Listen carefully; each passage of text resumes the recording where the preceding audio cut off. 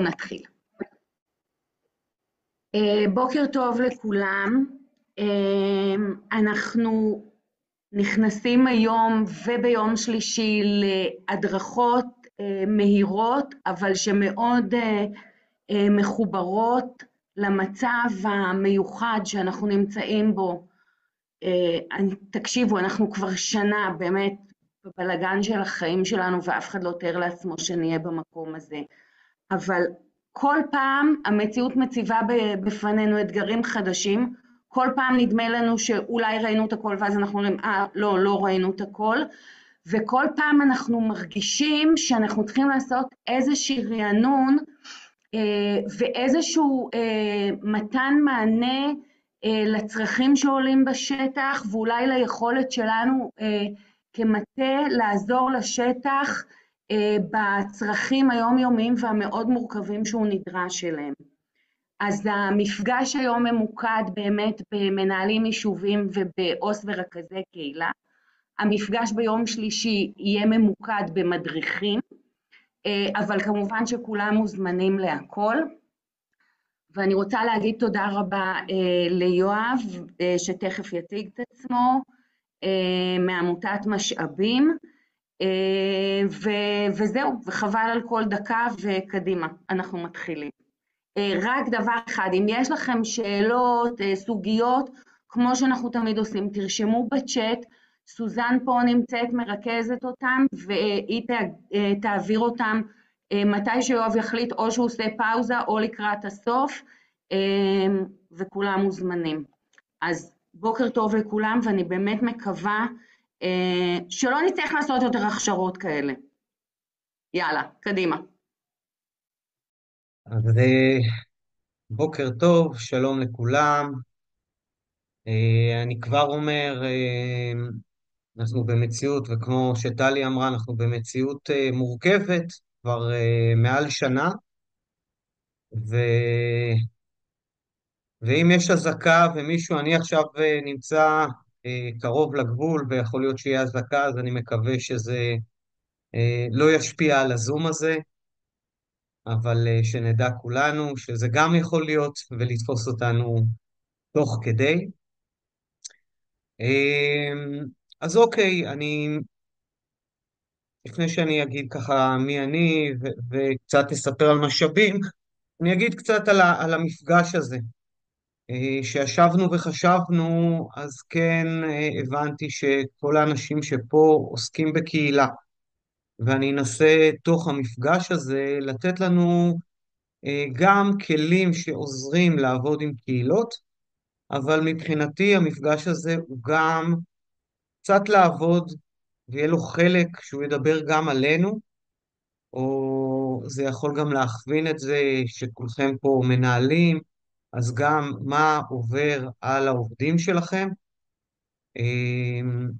כי כולנו נמצאים במציאות שהיא מתמשכת ולא מסתיימת, וחשוב שאנחנו נשמור על עצמנו מפני השחיקה, שרק מתגברת אפילו בתקופה האחרונה. עכשיו, אנחנו נאפשר כן לפתוח את המיקרופונים בהזדמנויות מסוימות. אני אשמח שאפילו שאנחנו קבוצה גדולה, שנאפשר לעצמנו כן לדבר, כן לשאול, אפשר בצ'אט, ואני אשתדל עם הכישורי זום המועטים שלי לנסות להיות גם בקשב לזה. אז בואו נתחיל. מצגת. יופי. אני מקווה שאתם רואים את המצגת. אז קודם כל, מרכז משאבים, פרופסור מולי להד, הקים אותו לפני 45 שנה, תכף אני אוסיף על זה, ואני אתחיל דווקא קצת על מי אני. אז יואב בן בסט, תושב הצפון ב10 שנים האחרונות, לפני זה גרתי בעוטף עזה, ואני יכול להגיד ששם למדתי הרבה על הנושא החירום, אבל לפני שגרתי בעוטף, גרתי קצת בנפאל ועבדתי עם קהילות שעוברות משבר בעקבות המשבר הגלובלי, ולפני זה גרתי במטולה, שהיום זה, מהביקור האחרון שלי, זה ממש אתר ערש, קהילה שהיא נפגעה מאוד מאוד קשה. הנה, רק שבוע שעבר, עוד אירוע שעסקתי בו. אני עובד סוציאלי עם התמחות של קהילה, חוסן, טראומה, המון המון שנים. טיפלתי גם למרות שאני עו"ס קהילתי בהכשרה שלי, עם השנים אני ככה יותר ויותר עסקתי גם במתן מענה לאנשים, קבוצות, קהילות. הגעתי אחרי אסונות, ניהלתי כחמש משלחות סיוע בעולם, אחרי רעידת האדמה בנפאל, משבר הפליטים, ה- קודם כל המשבר הפליטים הסורים, אפגנים, שהגיעו לאירופה. בהמשך הייתי על גבול אוקראינה-פולין. בנוסף לזה, אני גם מוביל משלחות טיפוליות ב- במשפחות, אנשים שחוו טראומת שכול, נושא שאנחנו ככה מאוד מאוד בשנה האחרונה מאוד מאוד חזק. אני בנוסף לזה מנחה רשויות, צוותי חירום, כוחות הביטחון מכל הסוגים. אני גם מאמן מנטלי בלהכין גופים או צוותים להתמודדות עם התמודדות עם דחק, לתפקד תוך כדי איום. במשאבים אני מומחה מקצועי לפיתוח וטיפוח חוסן ומנחה בכיר, ובנוסף לזה ככה יכול להגיד שבתקופה הזאת כתבתי כמה תוכניות קהילתיות שעובדות גם עם היישובים המפונים וגם עם יישובים, אנחנו קוראים להם כלואים, מטווחים, אה, יישובים שנמצאים, הם לא התפנו, אך נמצאים תחת איום מאוד מאוד משמעותי. והנה אנחנו רואים שגם בחודשים האחרונים, אה, קהילות שפחות הרגישו את זה, אם אני מדבר על אזור כל מחוז חוף, הקריות, חיפה, העמקים, נכנסו לתוך המעגל הזה. אנחנו רואים ירי יותר משמעותי על כרמיאל.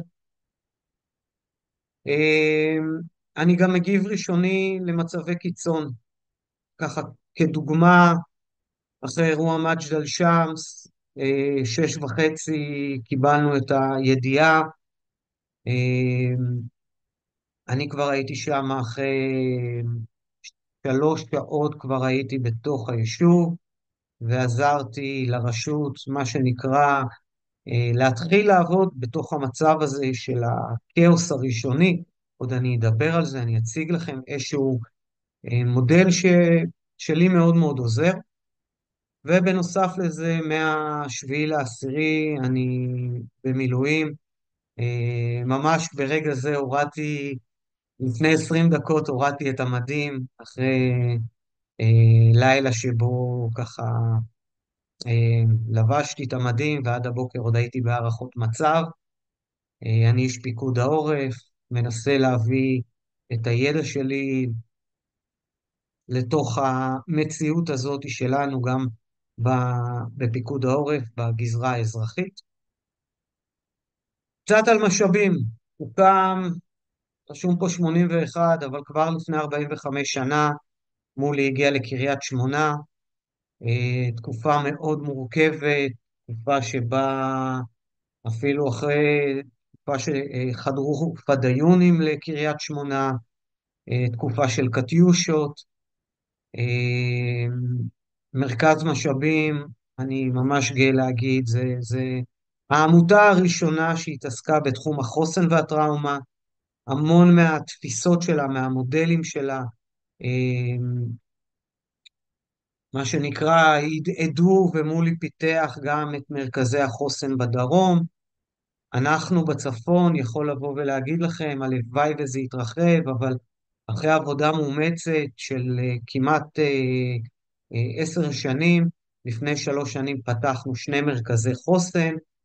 המשאבים כארגון, יש לו מספר רגליים שעליהם הוא יושב. אחד, היחידה הקלינית שנותנת היום אה, מענה ראשוני טלפוני.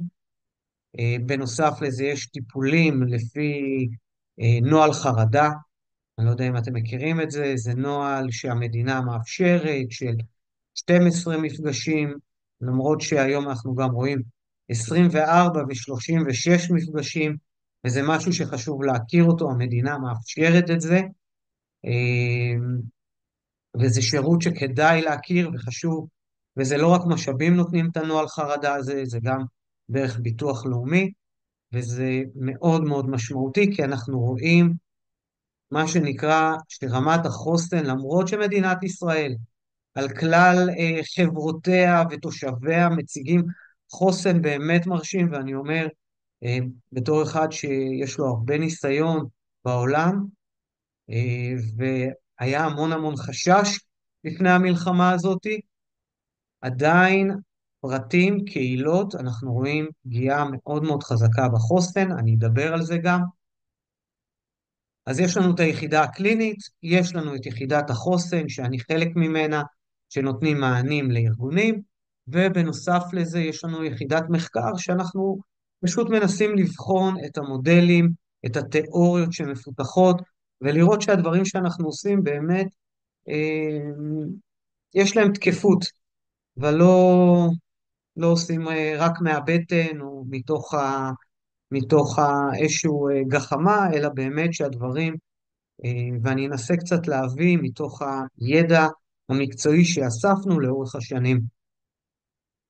אנחנו מנסים לתת מענה, מה שנקרא מקצועי, חלוצי, חדשני, בכל התחומים של החוסן, לכל החברות, בשותפות, בכלל התפיסה ובשוויוניות. אז אני ככה שנייה עוצר ונכנס למצגת אחרת, של שנייה להבין מה עברנו בשנה האחרונה. אני אציג לכם גרף שכתבנו אותו, אני יכול להגיד, רגע, חזר לי לזה, כתבנו עליו בקורונה, אבל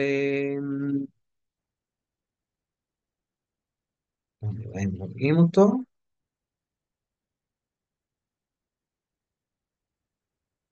כתבנו עליו בקורונה, אבל ראינו שהמציאות גם מתאימה אליו, ועכשיו בדיוק אני יושב עם פרופסור מולילד ואנחנו מדייקים את זה, אבל אני רוצה קצת לדבר על גרף התמודדות בעת משבר חריף. רואים אותו? טלי, רואים אותו? לא, לא רואים. לא, יואב, זה לא עלה. אוקיי, אז אני שנייה אנסה, אוקיי, ננסות עוד פעם. אני רואה שעשו פה שינויים בזום, דווקא על הבוקר, איך הם אוהבים את זה.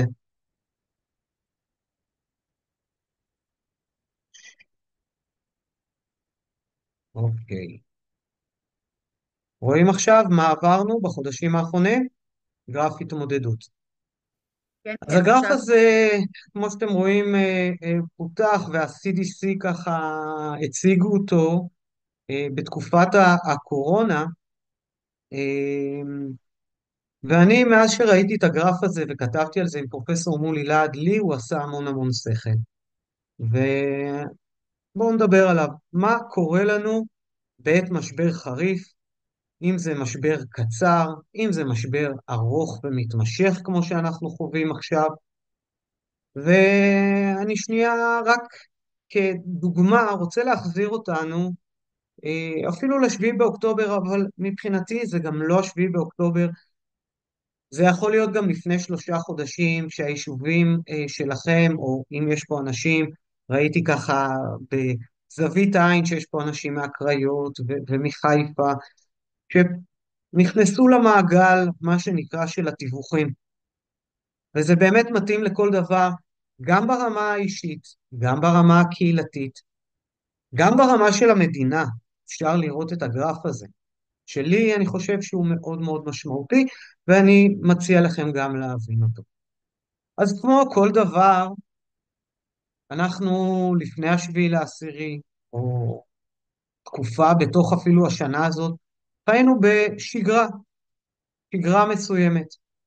אנחנו יצור שאוהב, יצור אנושי שאוהב שגרה. ולמה אנחנו אוהבים שגרה? השגרה מייצרת לנו ודאות.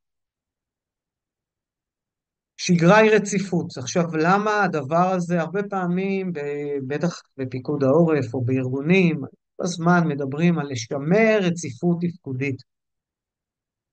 הרציפות הזאת עוזרת לנו לדמיין את מה שהיה אתמול, יעזור לנו לתכנן את מה שיהיה מחר.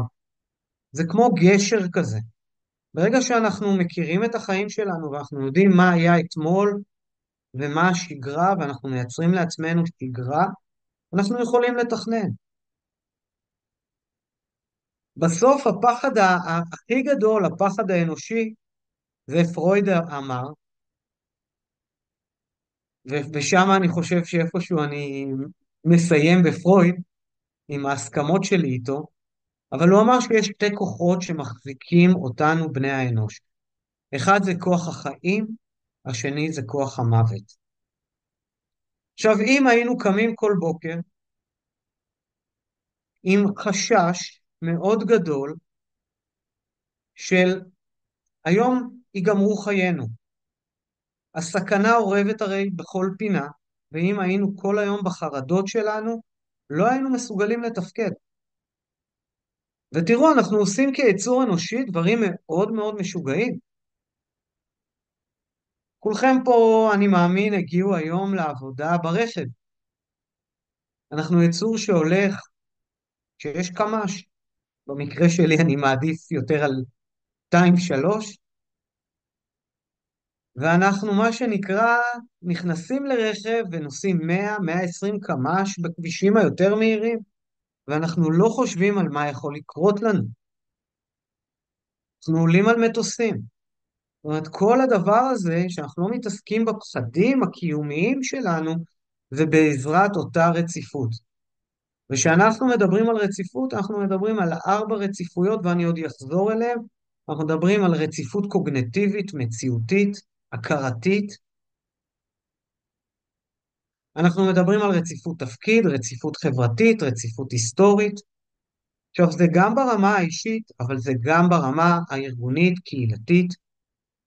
עכשיו, בואו נבין מה זה כל רציפות כזאת. אז הרציפות ההכרתית, מציאותית, עוזר לנו לדעת מה החוקים, מה הסדר, מה ההבנה,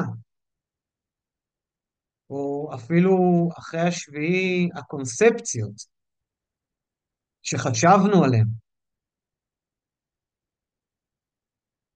עוזר לנו שכולנו קמים בבוקר ואנחנו יודעים מה התפקידים שלי.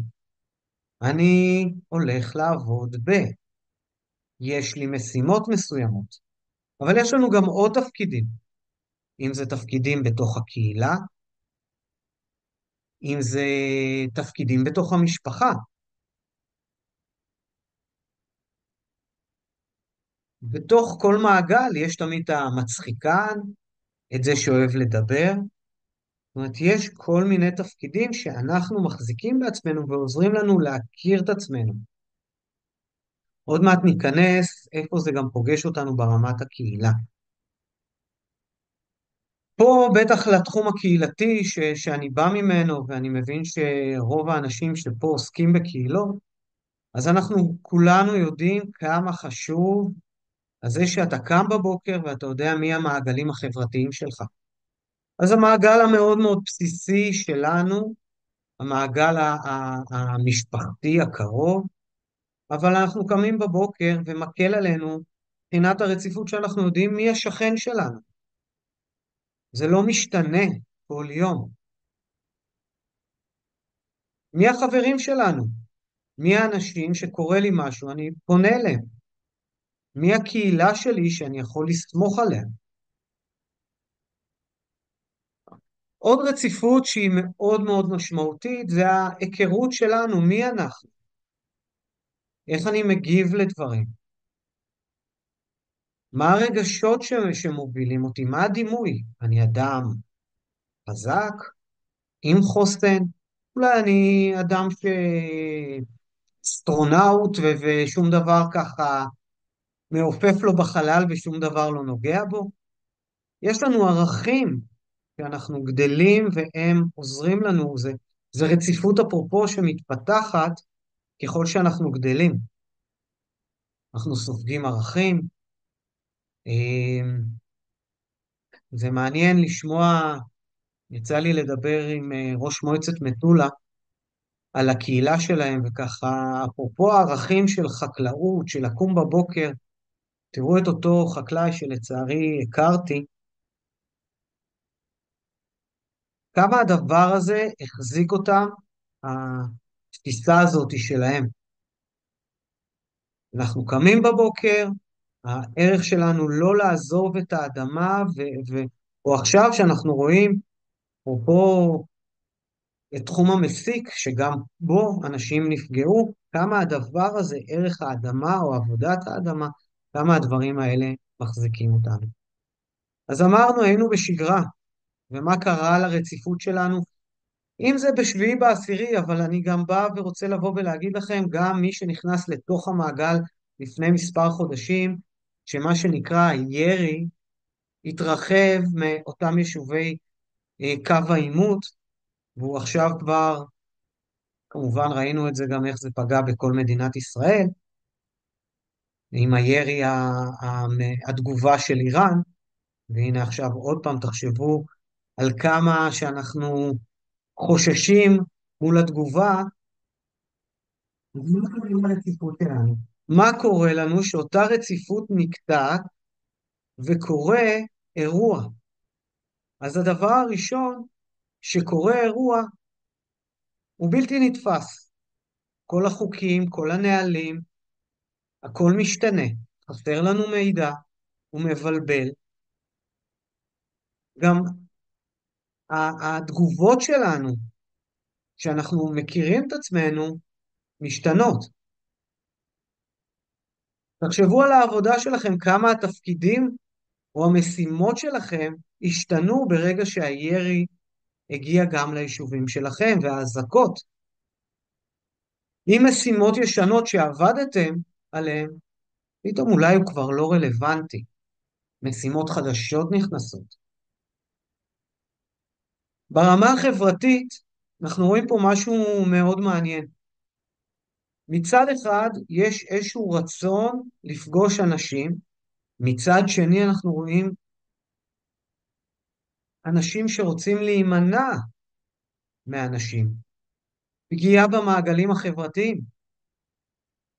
אני יכול להגיד שעכשיו בבוקר, בהערכת מצב, ברשות שהייתי בה, ראש הרשות מאוד מאוד תומך בלהחזיר את הרציפות התפקודית של הילדים של מערכות החינוך.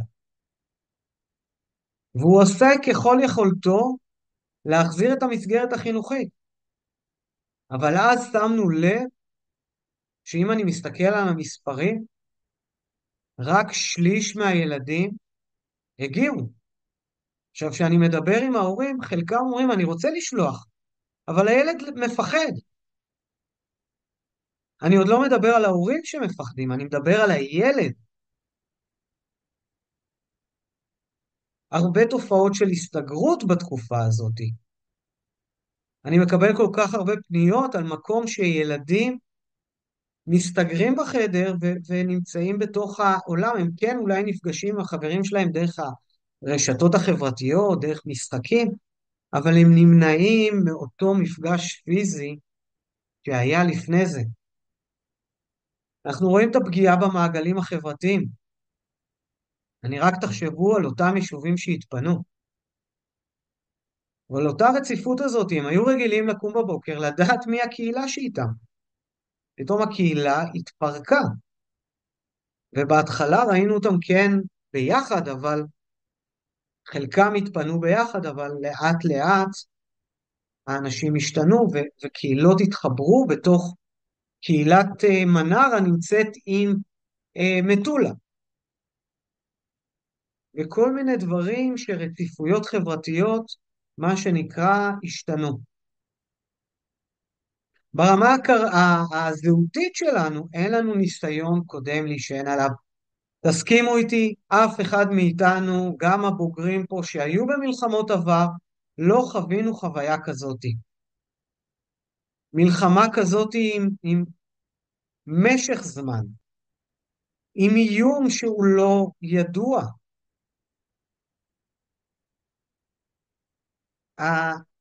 הערכים שלנו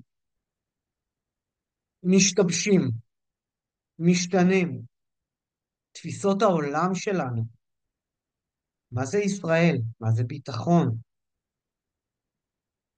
קשה לנו לדמיין איך ייראה העולם עוד כמה חודשים. אני יכול לספר לכם שהיום בדיונים בצבא זה להחזיר את הרשויות כמה שנקרא יותר ויותר לתפקוד. סוד קטן, כנראה ביום שלישי כבר לתושבי קו העימות, היום לא מאפשרים להם הסעות לבתי הספר, כנראה ביום שני בלילה, מחר, כבר יודיעו שיהיה אפשר, שוב אם לא יהיה שום שינוי בהנחיות, להחזיר את האוטובוסים לבתי ספר. ואנשים מצד שני לא יכולים לראות, עדיין תחושת הביטחון נפגעה. זה נושא מאוד מאוד מורכב, המשמעות הזאת. אז מה קורה לנו? דיברנו, השגרה, ניסינו להחזיק אותה, אבל קרה אירוע. מה שקורה לרציפויות, מה שקורה לרמה התפקודית, אחרי שהשגרה שלנו מופרת, ולא משנה אם זה היה בשביעי, או אם זה היישובים שלכם, או הקהילות שאתם עובדים איתם, שנכנסו למעגל הירי, או אפילו שיש פגיעה ביישוב שלכם וקורה גם משהו של פגיעה, אנחנו רואים קודם כל איזושהי ירידה בשגרה. הכל נקטע. איך אנחנו קוראים לשלב הזה? שלב ההלם. שלב ההלם. אחרי שהשגרה שלנו נקטעת, ותחשבו כל אחד ברמה שלו, אם זה על השביעי בעשירי, או אם זה שפתאום התחילו אזעקות ביישוב שלו, איך במאה השניות הראשונות, עד אולי דקות, אולי מספר שעות, בשביעי לעשירי אני אומר שלב ההלם גם היה ארוך יותר, לא יודעים מה קורה.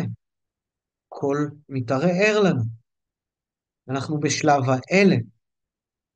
בעולם הטיפולי, אנחנו קוראים לזה, אפילו בעולם הטראומה, קוראים לזה ASR, Acoustic Stress Reaction.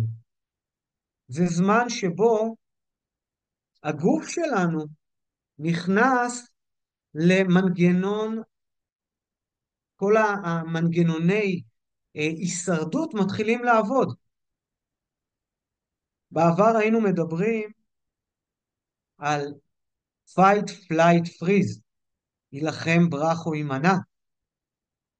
היום אנחנו יודעים שלתוך הדבר הזה יש עוד שני מנגנונים מאוד מאוד משמעותיים, שהם לא הילחם, ברח או יימנע. אחד זה תגובה של הגוף ממש נכנס לסוג של עילפון, זה כמו שבעל חיים, יש בעלי חיים שממש אנחנו רואים את זה, הם משחקים מת, זה לא קיפאון. ועוד תגובה שאנחנו רואים, שהיא תגובה לרצות את התוקף. הקורבן הופך שהוא מרצה את התוקפן. זה חמשת התגובות, אפרופו לרצות את התוקפן, סתם שנבין מה זה, ופתאום אותו קורבן מתחיל לחלק עוגיות, או לתת סיגריות לאותו מחבל שחודר אליו הביתה, או שאנחנו מתחילים, מה שנקרא, לרצות את האדם, אפרופו רחל, קראו לה רחל נראה לי באופקים, זה דוגמה. עכשיו, זה חשוב שנדע כי זה תגובות טבעיות שכולנו נכנסים אליהן בתוך מצב ההלם. וכשאנחנו אומרים ASR, Acoustic Stress Reaction, זה יכול להיות בין מספר שניות למספר שעות, ועד, המדע עד ה7/10 היה אומר יומיים. היום השטח הראה לנו שיש אנשים שהיו בשלב ההלם הזה גם הרבה יותר ימים.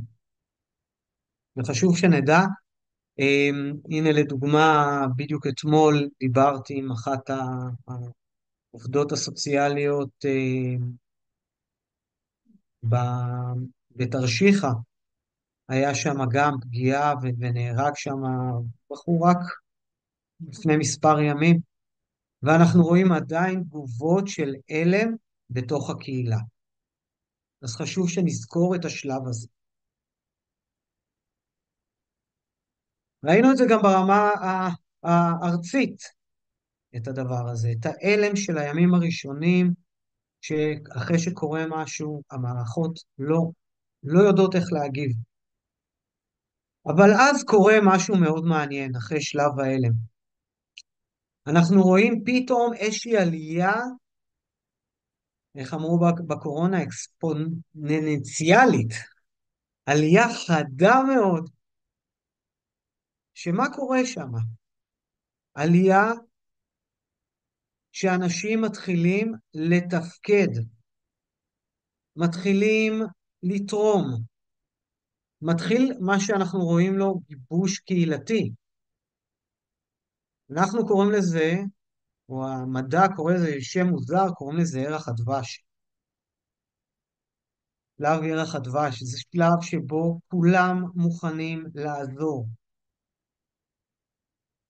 לדוגמה, אחרי, או גם אני יכול להגיד את זה על תרחישיך, אבל ראיתי את זה גם במג'דל שמס, אחרי יום, יומיים, פתאום הגיעו הרבה ארגונים, הרבה מטפלים בשם עצמם, ובאו ורצו לעזור. לא לכולם יש את הידע, את ההבנה, את הכלים בעבודה בטראומה, אבל רוצים לעזור. ראינו את זה גם בתחילת המלחמה, מכל החברות התגייסו אנשים.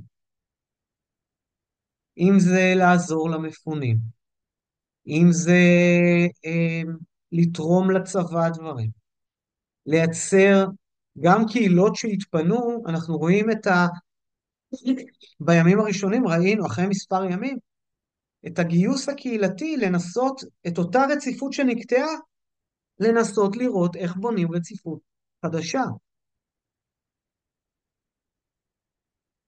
השלב הזה הוא מאוד רגשי. הוא שלב, אם אתם זוכרים, את היחד ננצח הזה של תחילת המלחמה. תחושה של יחד. בעולם החירום גם אנחנו רואים את זה, יש איזושהי אופוריה, אפילו אם יש כעס, והכעס הוא בעיקר מגיע אחרי שלב ההלם, אבל יש איזושהי תחושה של רצון לעשות למען אחרים, ואני אומר אופוריה, למה? כי ממש ברמה הביולוגית אנחנו רואים מה קורה לאנשים. הגוף מתמלא בהורמונים של דופמין, או כל מיני הורמונים שעוזרים לנו מה שנקרא להחזיר את עצמנו אחרי אותו הלם. זו תגובה טבעית של יצור אנושי. אבל מה אנחנו יודעים עם ירח הדבש הזה? רק השם שלו מסביר לנו, ירח, חודש, ובטח כל האנשים הנשואים פה יודעים, שבהתחלה אנחנו מאוד מתרגשים, אבל אחרי חודש פתאום, או חודשיים, ירח הדבש מתחיל להסתיים. אז ירח הדבש הוא הימים הראשונים. יש התגייסות, יש עוררות רגשית הישרדותית. אנחנו רואים ממש ירידה בתהליכים קוגניטיביים. אנשים, ברגע שהרגש שלנו מאוד חזק, הקוגניציה שלנו יורדת. אנחנו רואים את זה שבירח הדבש אנשים מוכנים לוותר על הזכויות שלהם. תחשבו כמה שעות אתם עבדתם, אם זה בתחילת המלחמה, או אם קורה אירוע אצלכם ביישוב, את ההתגייסות הזאת שפתאום השעון נוכחות לא משנה. אנחנו שמים את הצרכים שלנו, מורידים אותם, אפילו הצרכים המשפחתיים שלנו. אני רואה את זה בתור הורה. שקורה אירוע, למזלי יש לי כל מיני תוכניות מגירה, שקורה משהו בשביל שיהיה לילדים שלי, בשביל שאני אוכל להתפנות, אבל הרבה אנשים שוכחים את הזכויות שלהם. יש איזושהי תמיכה ציבורית, יש יותר סובלנות. הזמן הזה כולם משבחים, תחשבו בקורונה על מחיאות הכפיים שהיו בתחילת הקורונה לרופאים, או אם זה בתחילת המלחמה, את אותם מחיאות כפיים לצבא או לחיילי המילואים, כמה אנשים הכינו אוכל, כמה אנשים תרמו, או ראיתי את זה במג'דל, איך כולם ידעו לפרגן אחד לשני בימים הראשונים. יש רצון של התנדבות מאוד מאוד גדול, שמצד אחד ההתנדבות הזאת, בטח שאנחנו עובדים עם קהילות, אנחנו מאוד אוהבים לראות את ההתנדבות הזאת אחרי אירוע. יש פה מורכבות שאני רוצה גם לשים אותה, כי ההתנדבות הזאת, כשקורה משהו, היא מאוד מאתגרת אותנו, האנשים שעובדים עם קהילות. לפעמים ההתנדבות הזאת היא לא מותאמת, היא לפעמים יוצרת עלינו לחץ מאוד מאוד גדול. אנשים רוצים לעשות בשביל שאולי מה שהם יעשו יעזור להם לחזור לאותה שגרה, להיאבק עם אותו אלם שהם חוו רק לפני מספר רגעים. העובדים רוצים שיבינו אותם,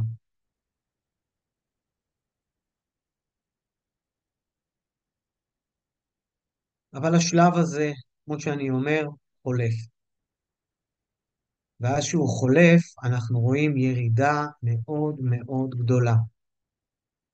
לירידה הזאת אנחנו קוראים ההתפכחות.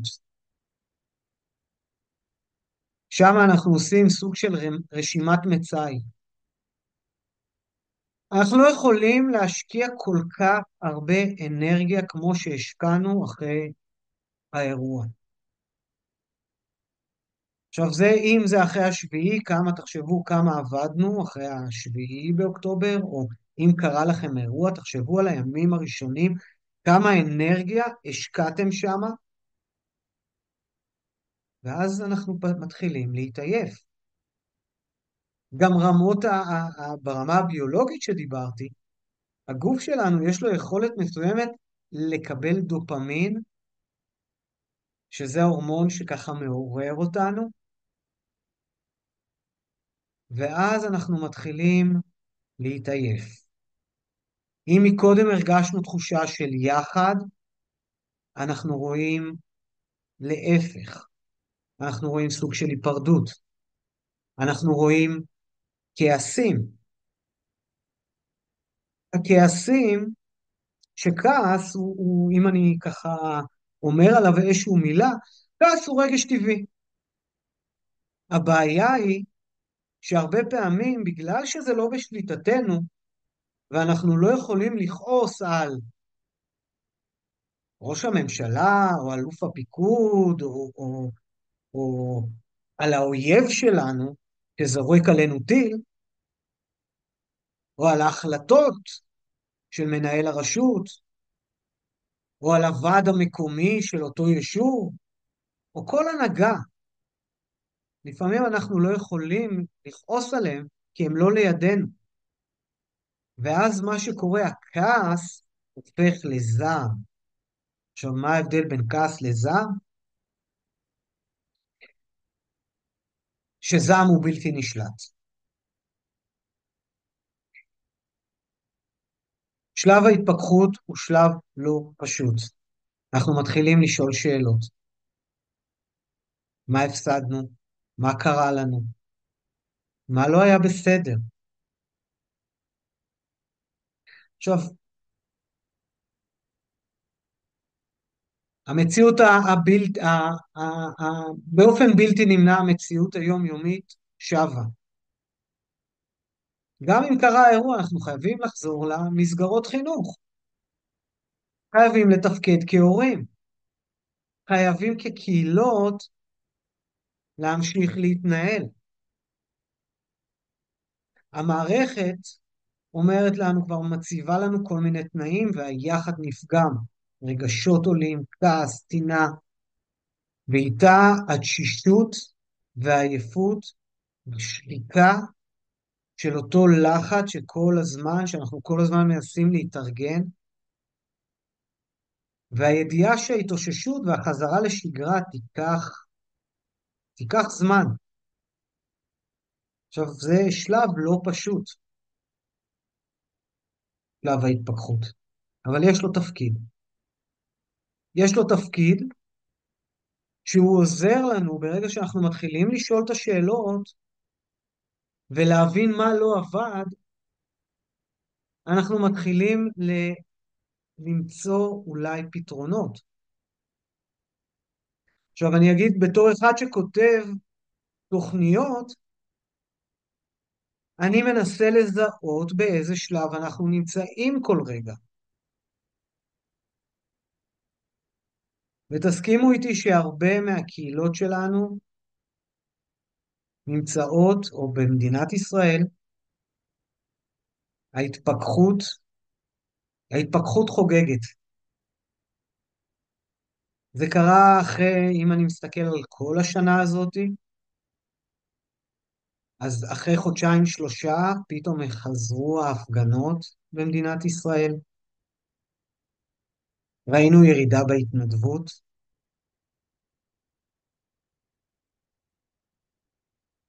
אם בתחילת המלחמה חיילי המילואים התגייסו ב-120-130%, היום אנחנו כבר רואים ירידה. בקהילות שנפגעו, אנחנו רואים את הפירוק. אם זה קהילות של מפונים, אז אם הם היו ביחד, עכשיו אנשים התחילו להתפזר, האנשים בעייפות ושחיקה. עכשיו, זה לא סתם, ההתפכחות הזאת, כמו שאמרתי, יש לה תפקיד, עם כל הקושי שלה. היא עוזרת לנו, ברגע שאנחנו שואלים את השאלות, אתם יכולים לראות את הנקודה הזאת של הירידה, היא מגיעה לאיזשהו מקום, ואפילו ברמה התפקודית יותר נמוכה ממה שהיינו בשלב ההלם. אבל פה יש איזושהי בחירה, יש פה איזשהו צומת. האם אנחנו מתחילים עם כל השאלות שעולות, מתחילים לנסות לראות מה לא עובד, ולנסות לראות מה כן עובד, ומה יכול לעבוד, ואיך נכון להיערך לדבר הבא. וזה עוזר לנו, מה שנקרא, לעשות איזשהו שיפטינג קטן, איזשהו שינוי במערכת, אם זה ברמה האישית, כמו שראיתי אחרי שלב התפכחות מאוד מאוד קשה עם הקהילות המפונות. אני לוקח את זה כדוגמה, כי זה באמת אנשים שהרציפות שלהם נפגעה לאורך שנה, שהם התחילו לצאת מהמלונות ולהגיד, המערכת חינוך במלונות לא טובה לי. היכולת שלי לעבוד דרך הזומים לא טובה לילדים שלי. לחיות בחדר קטן לא מתאים לי. והתחילו ברמה האישית לקבל החלטות שעזרו להם להתאושש. זה אם להשכיר דירה לשנה קדימה. זה האם לשנות עבודה. לשנות תפיסות של המשפחה או דרכים של המשפחה. ההתאוששות הזאת עוזרת לנו לשיקום. עכשיו, אם אני אמרתי שלב ההלם, הוא יכול להיות בין מספר דקות למספר שעות, ירח הדבש הוא מספר שבועות, ההתפכחות יכולה לקחת לנו בין מספר חודשים, ואני מקווה שלא שנים. יש אנשים שחוקרים ואומרים שרק עכשיו אנחנו מתפכחים עוד מהאירוע הקודם, הקורונה. מבינים את הפגיעה העצומה הזאת של מה שקרה למערכות החינוך. תראו איך הדבר הזה השפיע על זה שהיום יש מאבק מאוד גדול בתוך המלחמה הזאת, כמה שיותר להחזיר את מסגרות החינוך לפעולה. אני חושב שזה חלק מההתפכחות וההתאוששות שלנו כקהילה בתוך האירוע הזה. ושלב השיקום, או להגיע לשלב השיקום, הוא יכול לקחת לנו גם שנים. חשוב שנדע את זה. בטח אחרי אירוע שפגע ברמה אישית, קהילתית, כלכלית, בצורה כל כך חריגה על מדינת ישראל, התהליך שיקום ייקח הרבה זמן.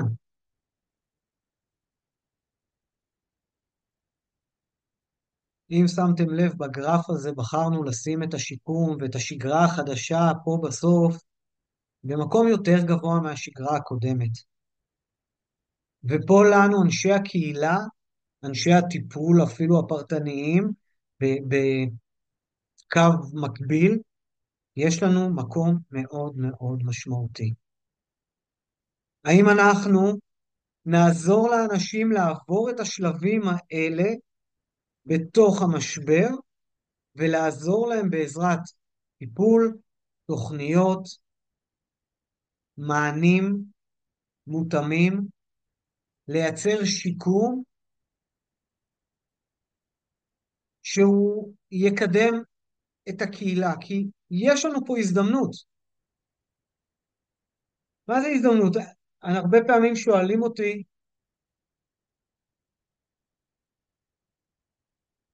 למה אני כל כך, בתור עובד סוציאלי קהילתי, הרבה פעמים האמירה היא שתוכניות, אנחנו משקיעים עכשיו, זורעים משהו, רק עוד כמה שנים נראה אותו. חירום זה עולם אחר. הוא מאפשר לנו להאיץ תהליכים.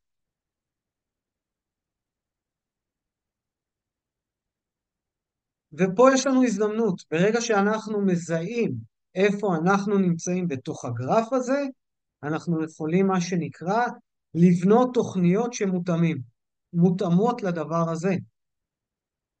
כדוגמה, אני יכול לקחת תוכנית, בהתחלה דיברו איתי על יישובים המפונים, תרשום תוכנית לשיקום קהילות.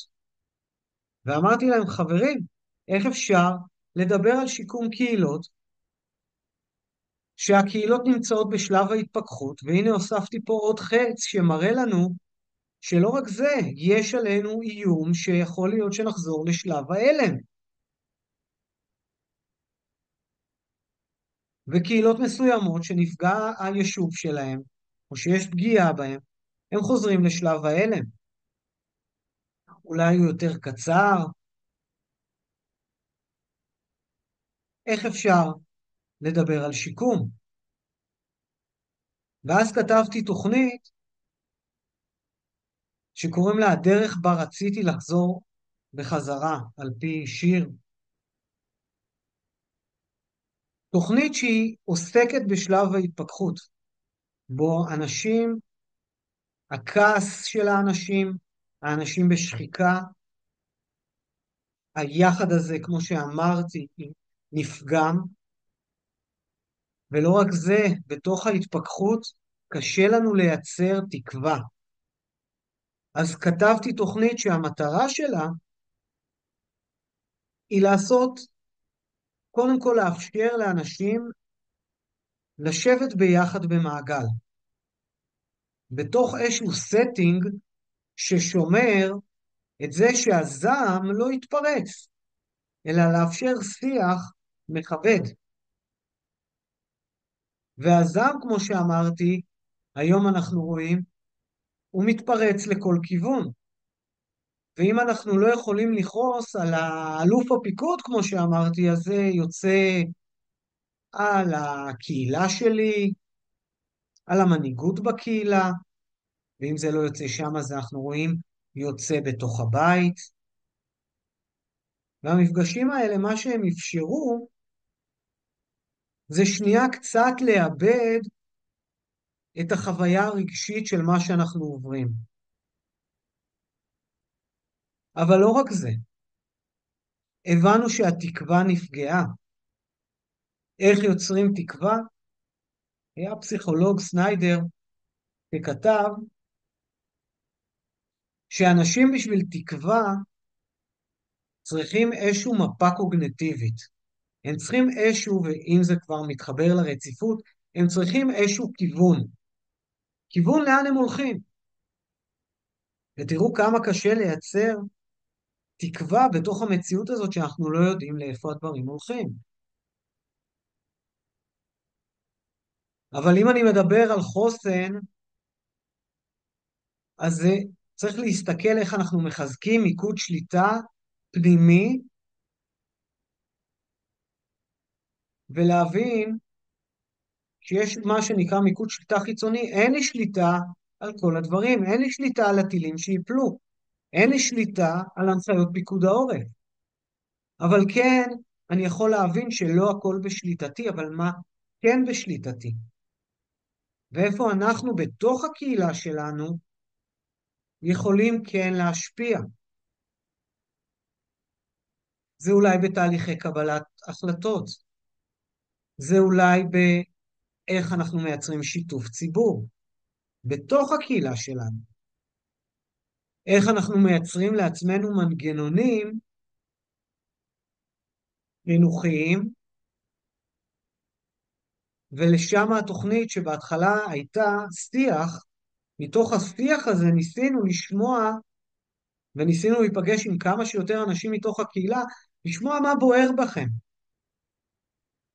כי דבר נוסף שסניידר דיבר עליו, אותו פסיכולוג, שאותה מפה קוגניטיבית זה לשמוע אנשים מה בוער בהם לעשות, ולנסות לראות איזה התכנות, מה הם יכולים לשנות. ומתוך הדבר הזה התחילו להיווצר פרויקטים קטנים שבערו בקהילות. אז זה לדוגמה פרויקט שאנחנו עובדים בקהילות מפונות, אז חלקם יצרו שם יוזמות מדהימות. לדוגמה נגריה קהילתית שהייתה עוברת מבית מלון לבית מלון, ועוזרת לאנשים לייצר פתרונות אחסון בתוך החדר מלון. או יוזמות שעסקו בחיזוק מנהיגות. או שיתוף ציבור, אז נוצרו כל מיני ירחונים או ביטאונים, או כל מיני מקום שבו הקהילה יכולה לכתוב ולשתף. נוצרו מפגשים קהילתיים, כי הבינו שהיחד נפגע. אז זה מאוד מאוד חשוב שנבין את זה. אני עוצר שנייה, אני אשמח ככה לפתוח מיקרופונים אם מישהו רוצה ככה לשאול, לחשוב, להגיד איפה הגרף הזה ככה פוגש אותו, או איפה זה יכול לעזור לנו, הגרף הזה. אני חושבת שאין הרשאות למיקרופונים, אני לא הייתי בזמן של ההרשאות, אז אפשר לכתוב בצ'אט. אז אני אשמח אם ככה אתם יכולים, אחרי שראיתם את הגרף הזה, לשתף מה אתם יכולים לעשות עם הידע הזה. אני אגיד שלי כאיש סיוע, לי הוא מאוד מאוד עוזר, כי הוא אפשר לי שקורה משהו, שנייה לנתח את המציאות בצורה יותר מושכלת. קורה אירוע, אני ישר יודע שעכשיו כולם בשלב ההלם, הם בכאוס. ואז לראות איך אנחנו עושים סדר. מצד שני, אני יכול להגיד את זה ב7/10, שאני הגעתי לרשות שבה אני עושה את המילואים שלי, ידעתי ישר שכולם נמצאים בשלב ההלם, אבל הראש שלי כבר, ברגע שהגרף הזה קפץ לי ואמרתי, יואב, שים לב, בוא תעזור להם לצאת משלב ההלם, אבל תכף יהיה פה ירח הדבש, ותראה ששלב ההתגייסות, שכל המשאבים יגיעו, בוא ננהל את המשאבים נכון. ננסה למשוך את זה כמה שיותר, בשביל שהאנשים והקהילות יגיעו לשלב ההתפכחות עם פחות שחיקה, שנוכל לשמר את הצוות שלנו או את הקהילות שלנו במצב תפקודי יותר טוב.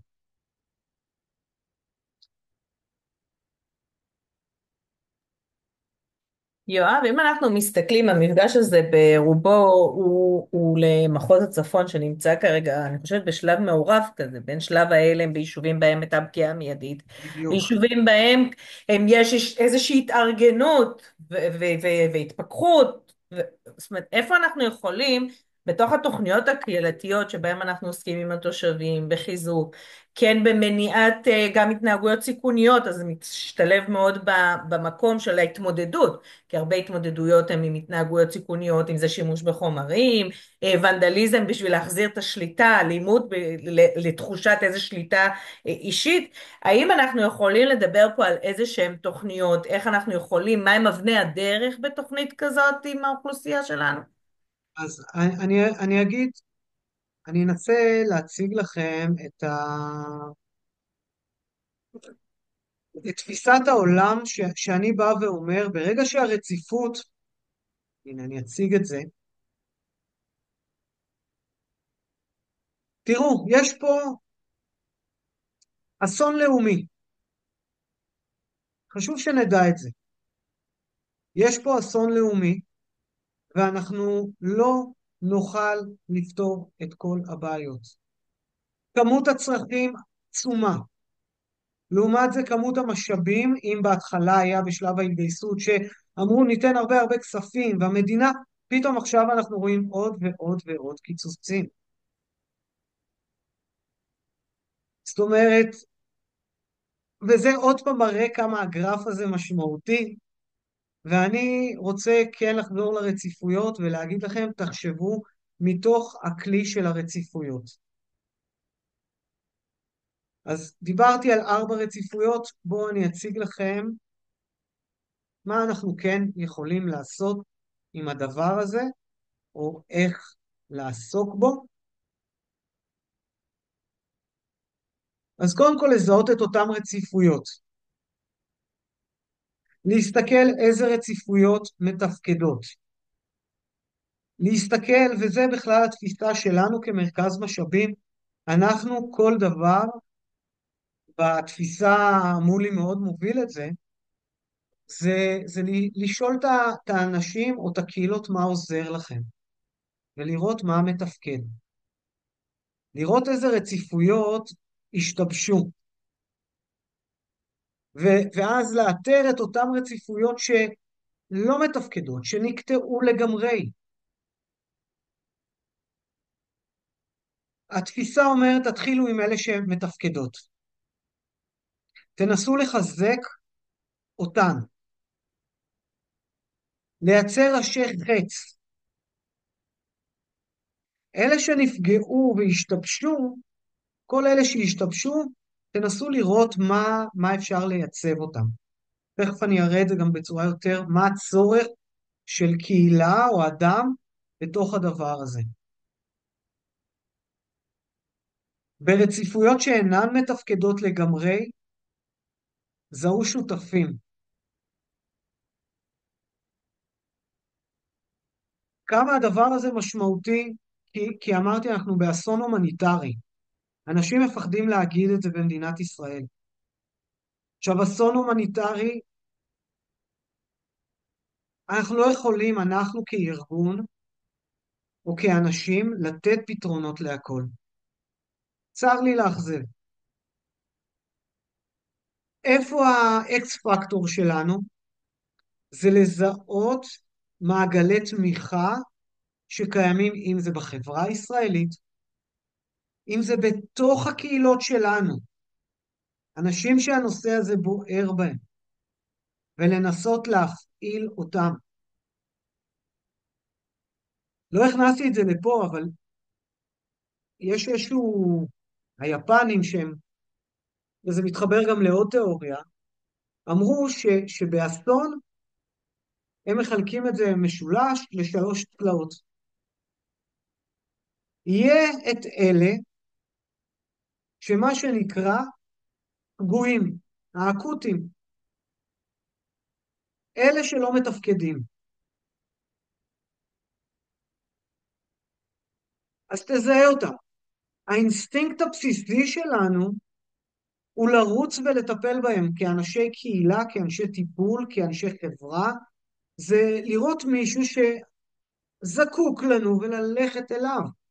ופה אני אומר, תזהו אותם, אבל עדיין אל תפתרו את הבעיה, כי אז אתם תשקיעו את כל האנרגיה שלכם. החלק הנוסף של המשולש הזה, זה ABC, קוראים לזה, זה acute, זה busy. busy זה אותם אנשים שמה שנקרא מתפקדים, אבל הם בתפקוד מאוד מאוד הישרדותי, פנימה לעצמם. לאנשים האלה אל תפריעו, כי אם תפריעו להם, כנראה אתם תשבשו להם את אותה רציפות ראשונית שהם בנו, ויש את ה-A, זה הקצה של המשולש, זה ה-available, זה האנשים שפנויים לעזור לאחרים. עכשיו אם נזהה את שלושת המשולשים האלה, ומודלים אחרים מראים לנו, קוראים לזה 70-20-10. 10% יהיו פגועים אחרי אסון, אחרי פגיעה. 70% ימשיכו לתפקד, זה הביזי. 20% יהיו מסוגלים, יהיו available לתפקד. אז העצה הקהילתית שלי, לחפש את ה-available, לחזק מנהיגויות. לדוגמה בפרויקט שדיברתי עליו, קודם כל אני חיפשתי את ה-available, אני עצרתי באותו פרויקט, זה למצוא את קבוצת המנהיגות שתעזור לי להגיע לביזי ולרתום אותם להיות מתפקדים לעזור לאחרים, ושתיים, שהם יזהו את אותם אנשים שהרציפות שלהם נקטעה ונפגעה, וינסו לגרום להם גורם תמיכה. אני מציע היום לחפש פרויקטים של לייצר תמיכה קהילתית, פנימית. אז אם אני מסתכל, ופה אני מציע לכם לקחת את הדבר הזה, של לעשות איזושהי הערכת מצב,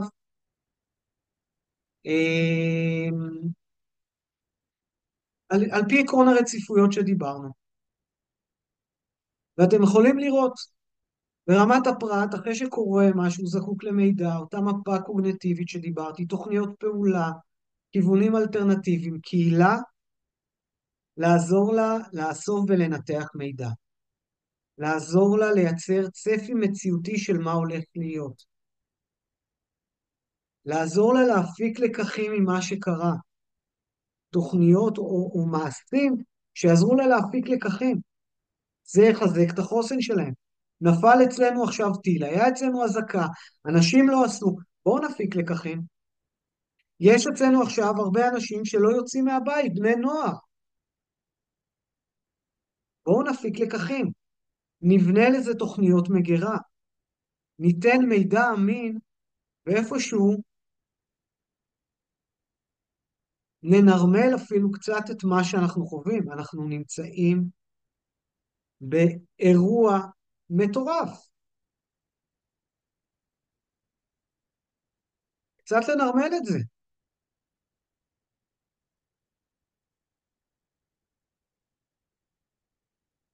ב- במקום של התפקידים, אנשים צריכים שיקבלו תפקיד. הרבה מהתפקידים של האנשים נפגעו. לייצר היררכיות, לעזור עוד פעם, חיזוק מנהיגות ולזהות, לאתר, ואני קורא לזה למצוא, לאתר בפינצטה את אותם ה-available. זה אולי אנשים שלפני זה ביום יום שלנו הם היו שקטים, לא ראינו את המנהיגות שלהם, אבל חירום הוא הזדמנות, ופתאום אנחנו נמצא הרבה כוחות חדשים שמסוגלים מה שנקרא להוביל מנהיגות. אז לייצר פרויקטים לאותם אנשים ולתת להם מיומנויות חדשות בתוך הקהילה, כמו איך לעבוד עם בני נוער, כמו איך לעבוד במצב דחק, ללמד אותם מודל, אני מקווה שחלקכם מכירים מודל מעשה, שלמדתם את זה בתוך השנה הזאת, זה מודל לאומי, שהתפיסה שלו באה ואומרת, קודם כל שאנשים יהיו מסוגלים להיות מחויבים לאדם הנפגע, או אפילו לקהילה.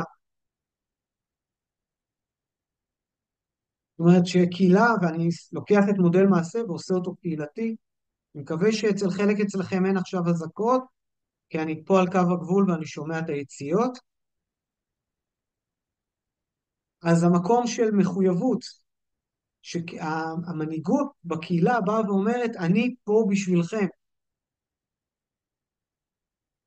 על לתת לאנשים להפעיל אותם קוגניטיבית, כי אמרנו שבמצב לחץ הסטרס עובד והרגש עולה. אז ברמה הקהילתית אנחנו יכולים לתת לאנשים מה נדרש מהם לעשות, או ידע, או איך אנחנו פרויקטים שמעבירים ידע לכלל הקהילה, להורים, נותנים להם דברים פרקטיים, לעודד אותם לפעילות, ולעזור להם לפי מודל מעשה, לעשות איזושהי סוג של הבניה.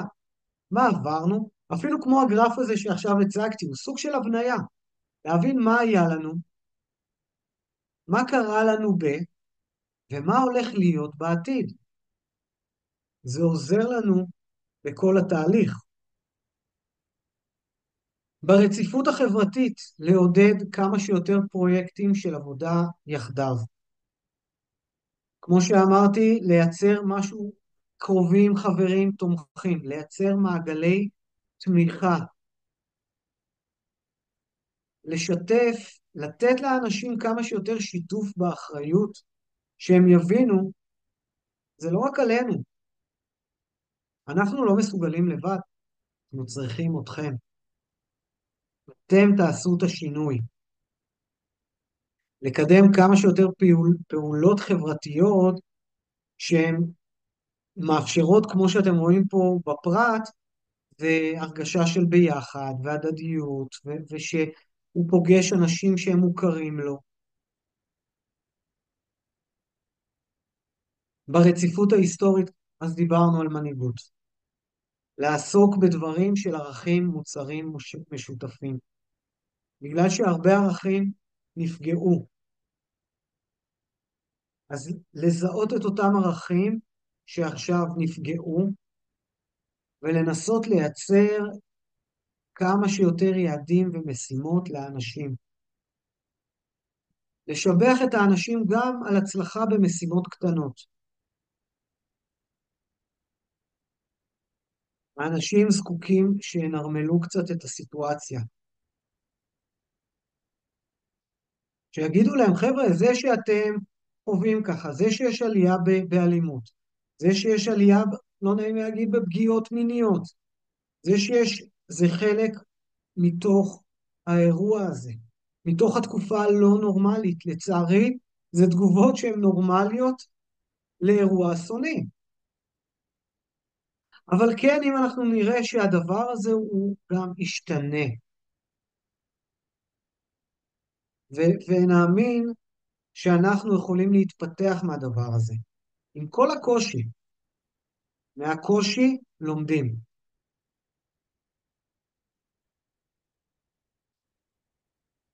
אחד הדברים שככה בדיוק מחר יש לי עליו פגישה, זה דיברנו על בני נוער, אנחנו עכשיו מנסים, יש את מה שנקרא צח"י או צח"ש, צוותי חוסן יישוביים או צוותי חוסן שכונתיים. אחד הדברים שככה אנחנו מנסים זה להגיע לאוכלוסיות של בני נוער ש... ולבנות איתם שהם יהיו צוותי חוסן. עכשיו לא נעים להגיד, חלקם היום לא מתפקדים. חלקם היום בלילה נפגשים באיזשהו מקלט ושותים אלכוהול, וההורים שלהם לא יודעים. אבל זה שאנחנו נותנים להם לפי, ראינו מה נקטע, וזיהינו מה אנחנו יכולים, ולתת להם משימות, ולעזור להם, מה שנקרא, להיות available בשביל אחרים. כמה התחושת משמעות הזאת היא משמעותית. שאלות, אני רוצה שנייה, אני אעשה סטופ שייר, לפני שנדבר קצת על מה דיברנו פה על הקושי.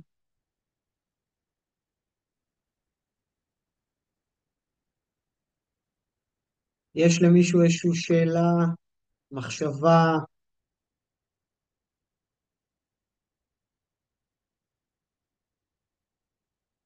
אוקיי.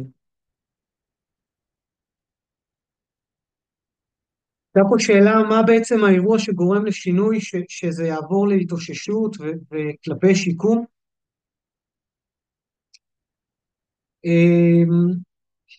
יש בזה קודם כל משהו טבעי שקורה. אנחנו יכולים לכעוס ולהיות מתוסכלים ולהתאכזב ולצעוק על כולם, ו- ו- אבל זה איזושהי בחירה אישית. וזה מעניין, בדיוק דיברתי על זה עם מולי שבוע שעבר, שאני רואה ברמה הפרטנית או ברמה המשפחתית הרבה אנשים שכבר התחילו לעבור לשלב ההתאוששות. קודם כל החיים הם לא גרף, אז זה מין ספירלה כזאת, יש אנשים שהתחילו התאוששות, חוזרים להתפכחות, ואז אם קורה אירוע אז בכלל חוזרים לשלב ההלם, אבל אנחנו כן רואים שיש איזושהי התאוששות אצל אנשים ומשפחות,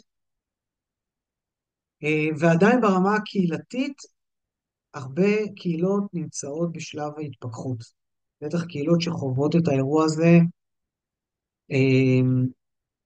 הרבה זמן,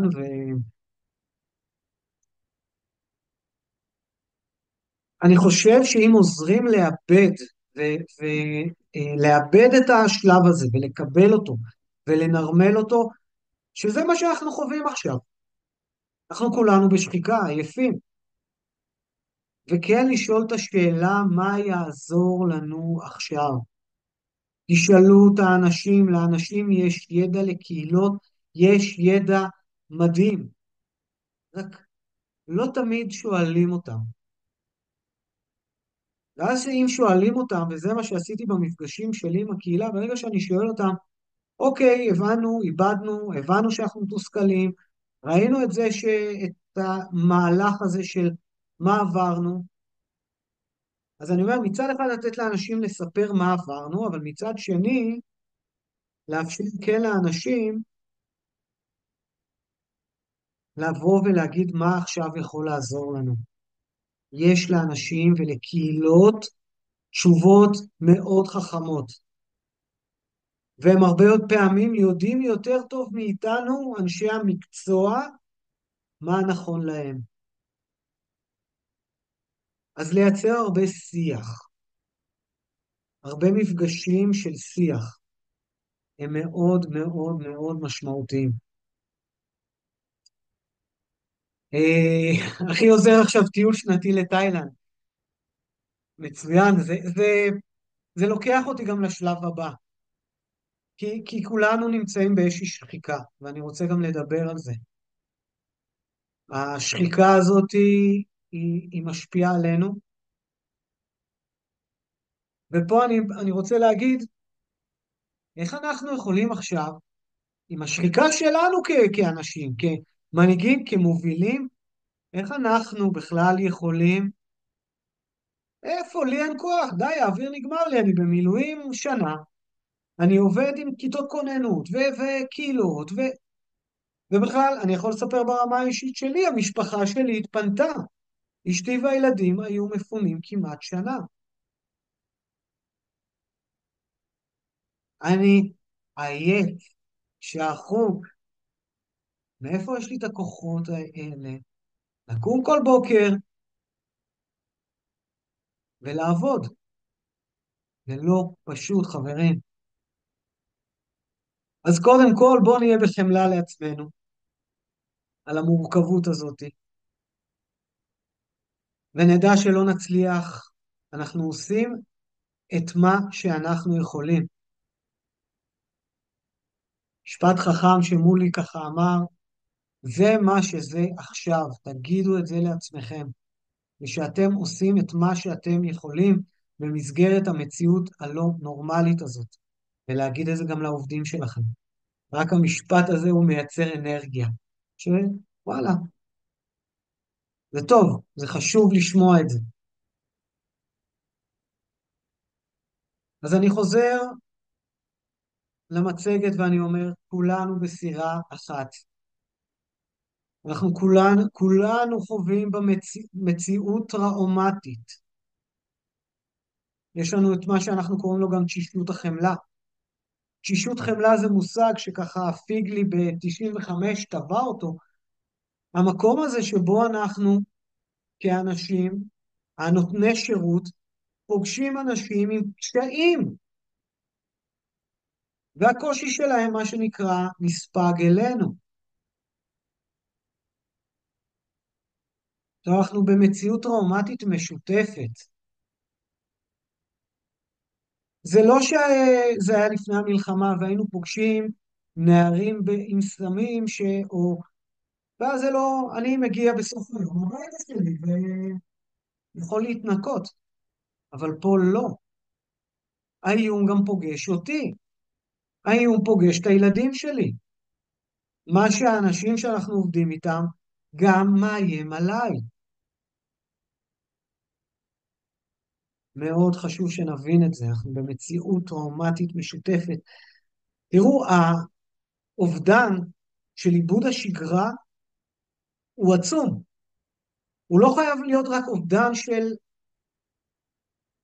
בגוף, הוא אובדן של המציאות שלנו, של הרציפויות שלנו, היא אובדן של תפיסות העולם שלנו, של מה זה ישראל, מה זה קהילה, אובדן הביטחון בהרבה מהקהילות,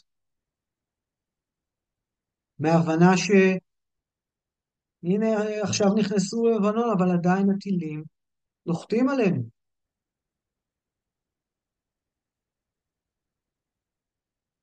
ואם אני מדבר על אותה מציאות טראומטית הזאת, לא רק זה, היא גם הפחדים שלנו מתממשים. אנחנו כל הזמן עם התגברות, מה, טילים יגיעו עד חיפה? לא נראה לי. אבל אני מפחד מזה, ופתאום הם מגיעים. ופתאום זה לא מסתיים אחרי יומיים. מה, זה יימשך להרבה זמן? ועוד יום. זאת אומרת, הפחדים שלנו מתממשים. ודיברתי על זה בהתחלה, מול יצר החיים ליצר המוות, זאת אומרת, הפחדים הקיומיים שלנו עולים.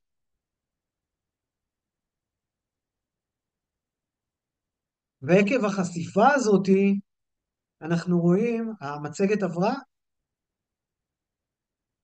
אנחנו רואים שגם אצל האנשים המסייעים, אתם יכולים לראות, אנשי הסיוע הם לא רק שוטרים, יש פה גם את המדריך או המנהל או האנשים שעובדים עם אנשים.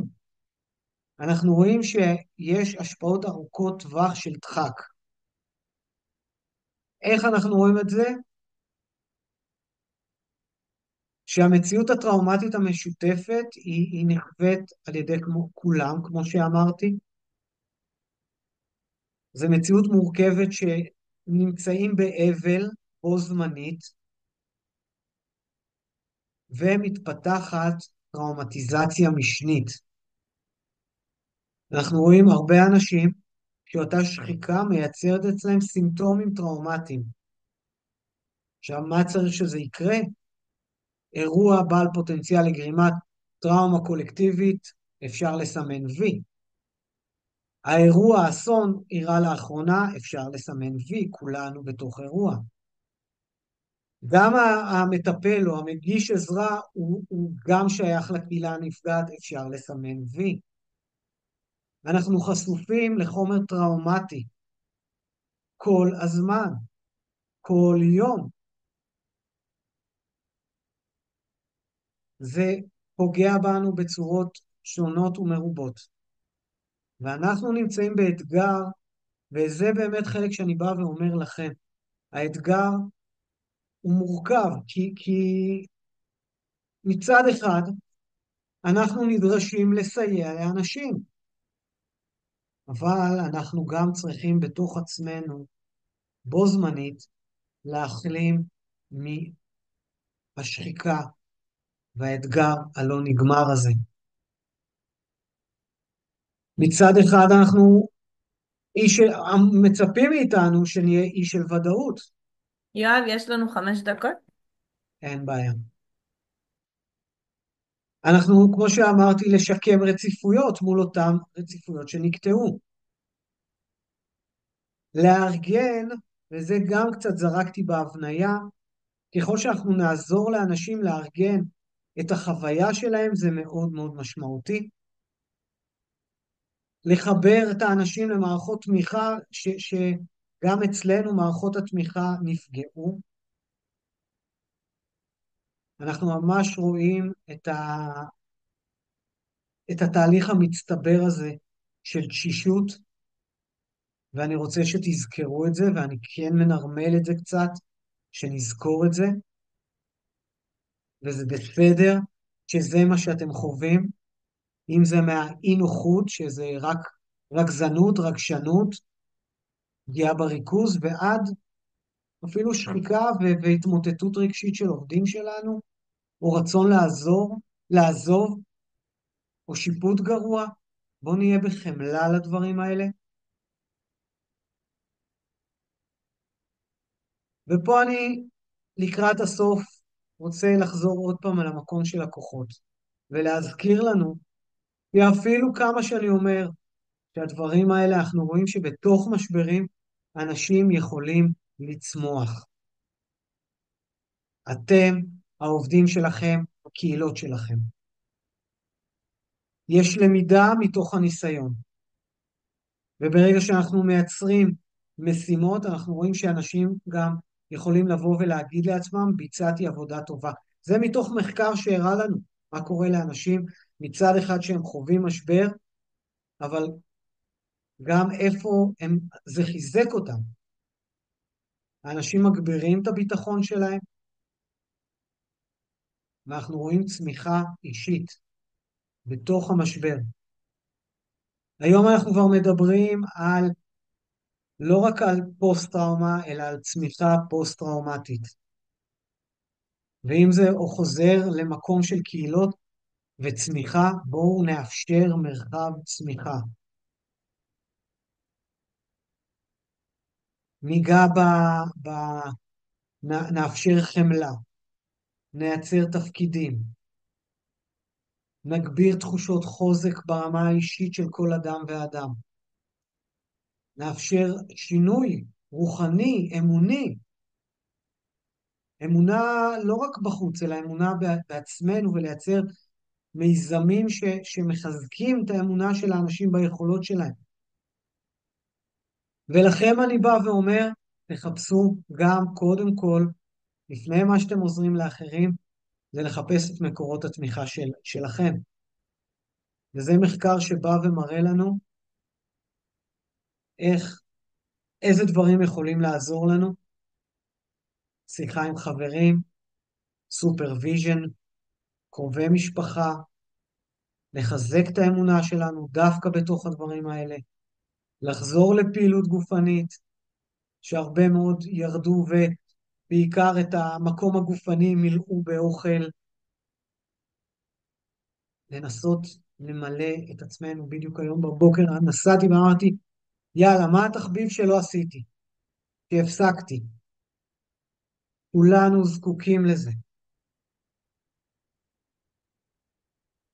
בואו ננסה לדבר על וולנס, על אפשרות להכניס לעצמנו דברים טובים לתוך החיים.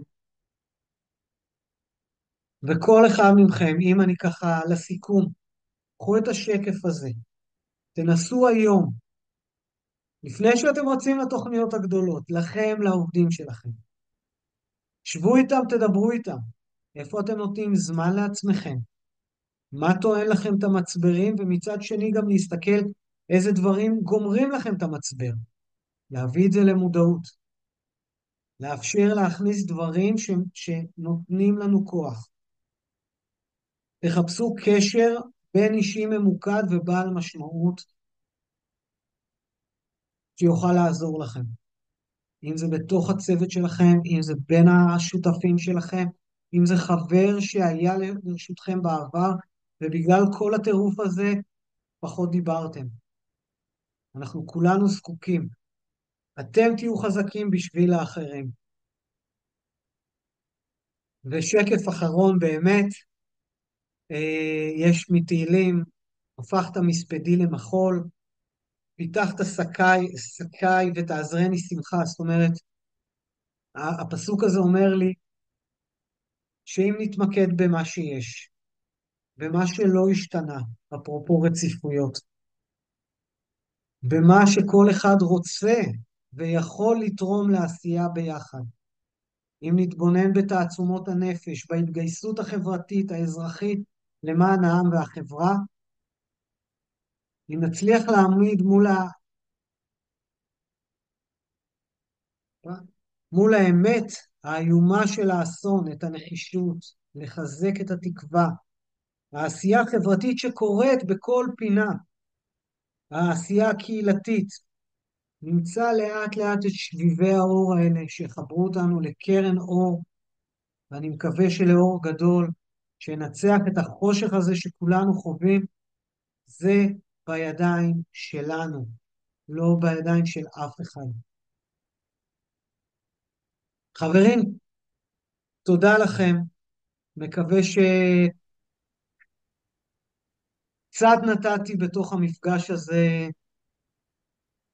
גם קצת אולי לראות מה עובר עלינו, איך אפשר לזהות את הדברים, קצת לחשוב על דרך הרציפויות שנקטעות ואיך, מה תפקידנו בלשקם את הרציפויות, וקצת לדאוג, קצת הרבה לדאוג לעצמנו, ותמשיכו בעשייה הזאת, כי באמת אתם שביבי כולנו, עושים שביבי אור, והיחד הזה הוא משמעותי.